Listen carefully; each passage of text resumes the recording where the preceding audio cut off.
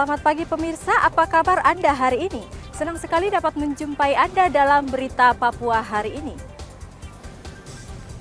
Saya Yuni Rumbarar bersama tim redaksi telah menyiapkan sejumlah berita menarik dan aktual untuk Anda. Berikut 3 berita utama.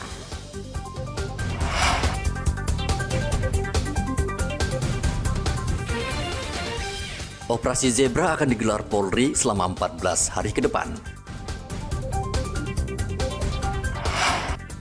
Logistik pilkada tahap pertama untuk 4 kabupaten di Papua Selatan tiba di Pelabuhan Merauke. KPU memperingatkan paslon yang melanggar aturan pelaporan dana kampanye bisa didiskualifikasi.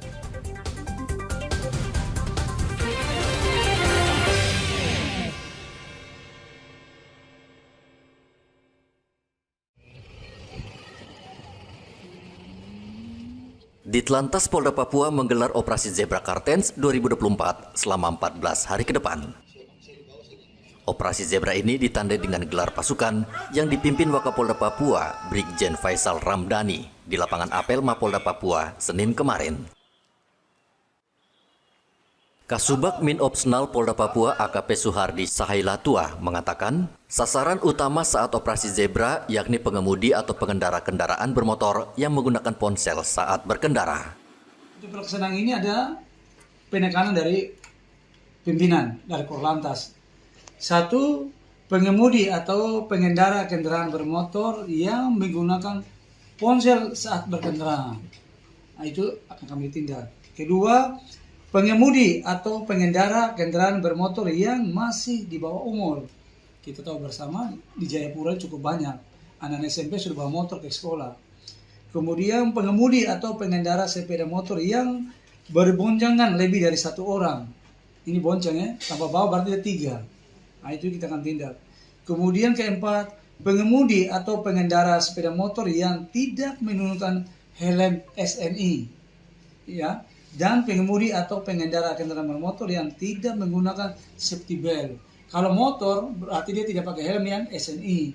Kalau mobil berarti dia tidak menggunakan safety belt.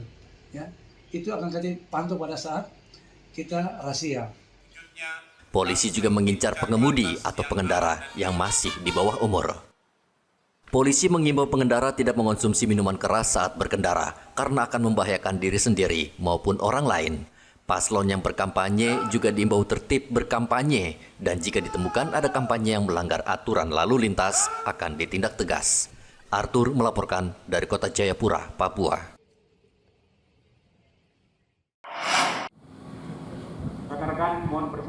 Selain di Kota Jayapura, Operasi Zebra juga akan berlangsung di Merauke hingga 27 Oktober mendatang. Saat apel pada Senin kemarin di halaman Mapolres Merauke, Kapolres Merauke AKBP Leonardo Yoga mengatakan Operasi Zebra akan menyasar ke pengendara yang secara kasat mata atau jelas-jelas melanggar peraturan lalu lintas di jalan raya. Polisi akan menekankan pada pendekatan sosialisasi dan edukasi. Yang bertujuan agar menurunnya angka pelanggaran lalu lintas, kecelakaan lalu lintas, dan angka fatalitas serta meningkatnya disiplin masyarakat dalam berlalu lintas. Dengan pelaksanaan operasi ini diharapkan dapat meningkatkan kepercayaan masyarakat dengan terbentuknya opini positif dan cita tertib berlalu lintas. Kedisiplinan masyarakat dalam berlalu lintas semakin meningkat dan terwujudnya situasi Kamsel Tipcar Lantas menjelang pelaksanaan pemilu serentak tahun 2024. Apel gelar pasukan ini dilaksanakan untuk mengetahui sejauh mana kesiapan personil maupun sarana pendukung lainnya, sehingga kegiatan operasi dapat berjalan dengan optimal dan dapat berhasil sesuai dengan tujuan serta sasaran yang telah ditetapkan. Selain itu, operasi ini merupakan upaya untuk mengatasi persoalan lalu lintas dengan menciptakan situasi Kamsel Tipcar Lantas, memberdayakan seluruh stakeholder yang merupakan tanggung jawab bersama dalam membina dan memelihara Kamsel Tipcar Lantas. Pada operasi Zebra kali ini, polisi akan menjaring pengendara yang tidak menggunakan helm, tidak ada kelengkapan kendaraan, termasuk SIM dan STNK. Operasi Zebra ini juga untuk menciptakan suasana aman dan tertib menjelang pilkada serentak pada tanggal 27 November mendatang. Muhammad Ridwan melaporkan dari Merauke, Papua Selatan.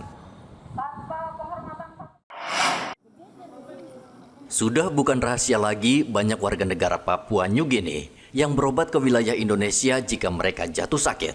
khususnya mereka yang tinggal di perbatasan di distrik Sota, Merauke, Papua Selatan. Menurut Ninda, petugas karantina kesehatan di distrik Sota, hampir setiap hari warga Papua Nugini melintasi perbatasan dan masuk ke wilayah Indonesia untuk berobat ke puskesmas. Sebagian besar mereka mengeluh sakit menahun seperti TBC dan ibu hamil. Namun tidak selalu tim kesehatan di perbatasan Sota mengizinkan mereka berobat di Indonesia. Jika para pelintas batas dari negara tetangga ini mengalami masalah kesehatan serius, seperti suhu badan yang mencapai 37 derajat Celcius, maka petugas akan melarang mereka masuk ke wilayah Indonesia. Suhu badannya itu lebih dari 37 atau tidak membawa penyakit menular atau tidak, seperti itu. Kalau misalnya memang ada warga PNG yang mau berobat, biasanya lebih banyak datang ke Sota, jadi mereka biasanya lewat kami dulu pemeriksaannya, baru kami rujuk ke puskesmas Sota, seperti itu. Biasa keluhannya apa sih yang mereka datang? Kebanyakannya sih memang sekarang di sini TB, itu kebanyakan TBC, seperti itu. Nah, apa yang patut diwaspadai bagi warga PNJ yang biasa nyebrang ke Indonesia ini, Bu? Kalau sejauh ini di sini sih ini saja Pak, TB sama dengan polio sih untuk sementara waktu itu. Tapi untuk yang lainnya belum ada sih Pak. Setiap hari dapat warga yang seperti itu, Ibu? Tidak Pak, memang kalau seperti itu pasti kami kembalikan lagi kembali ke PNG, tidak diboleh. Warga Papua Nugini yang tinggal di perbatasan Sota termasuk beruntung. Tidak hanya berobat untuk memenuhi kebutuhan sehari-hari, warga Papua Nugini juga berbelanja di distrik Sota karena mempertimbangkan jarak tempuh yang jauh jika mereka harus berbelanja ke ibu kota Papua Nugini, Port Moresby. Muhammad Ridwan melaporkan dari Merauke, Papua Selatan.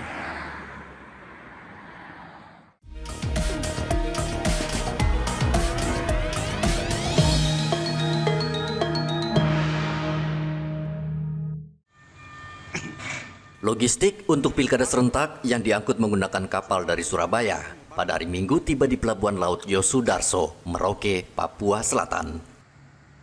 Bawaslu Papua Selatan, KPU, serta kepolisian melihat langsung ketika petugas membuka satu peti kemas yang berisi kotak suara, tinta, dan formulir.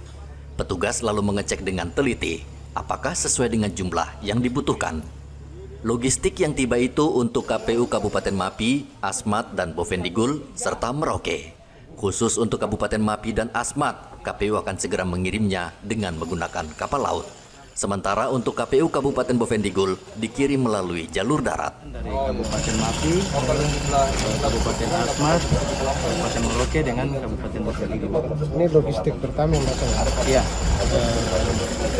Sebelumnya sudah datang segel, tinta dengan kabel tis. Ini keempat. Totalnya untuk kotak hari ini 2.320. 2.320. Iya. Setiap kotak itu berapa isi? Setiap kemasan plastik itu 5. Iya. Jadi ini yang ada mau sementara diangkut ini untuk Mapi dengan Merauke. Ini diangkut mau ditaruh di gudang mana nih Pak? Kalau Merauke ini gudangnya